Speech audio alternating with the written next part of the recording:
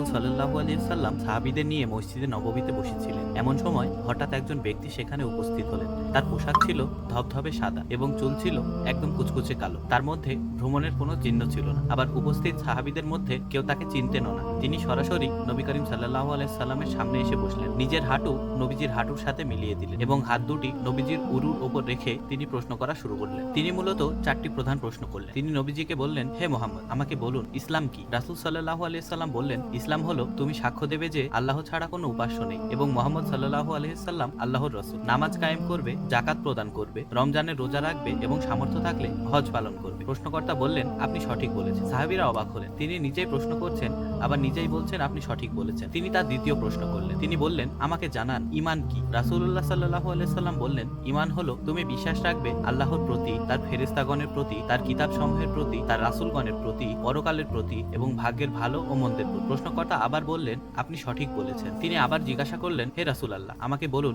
ইহসান কি? প্রিয় নবী বললেন, ইহসান হলো এমন ভাবে ইবাদত করা যেন তুমি আল্লাহকে দেখতে পাচ্ছ, আর যদি তুমি তাকে দেখতে না পাও তবে অনুভব করবে যে তিনি তোমাকে দেখছেন। তিনি শেষ প্রশ্ন করলেন। তিনি বললেন, আমাকে জানান কিয়ামত কবে হবে? প্রিয় নবী বললেন, এ বিষয়ে যাকে প্রশ্ন করা হচ্ছে তিনি প্রশ্নকারীর থেকে বেশি কিছু জানেন না। তিনি তখন বললেন, আমাকে কিয়ামতের কিছু আলামত ও লক্ষণ জানান। প্রিয় নবী তখন বললেন, কৃতদাসী তার মালিককে জন্ম দেবে, নগ্নপদ দরিদ্র মেষপালকেরা বড় বড় অট্টালিকা তৈরির প্রতিযোগিতায় লিপ্ত হবে। প্রশ্নগুলো শেষ করে সেই ব্যক্তি সেখান থেকে চলে গেলেন। তিনি যাওয়ার কিছুক্ষণ পর রাসূলুল্লাহ সাল্লাল্লাহু আলাইহি সাল্লাম হযরত ওমর ফারুককে ডেকে বললেন, ওমর, তুমি কি জানো সেই প্রশ্নকারী ব্যক্তি কে ছিলেন? ওমর রাদিয়াল্লাহু তাআলা আনহু বললেন, আল্লাহ ও তার রাসূল ভালো জানেন। তখন প্রিয় নবী বললেন, তিনি ছিলেন জিবরাইল আলাইহিস সালাম, যিনি তোমাদের কাছে এসেছিলেন তোমাদের দ্বীনের শিক্ষা দিতে।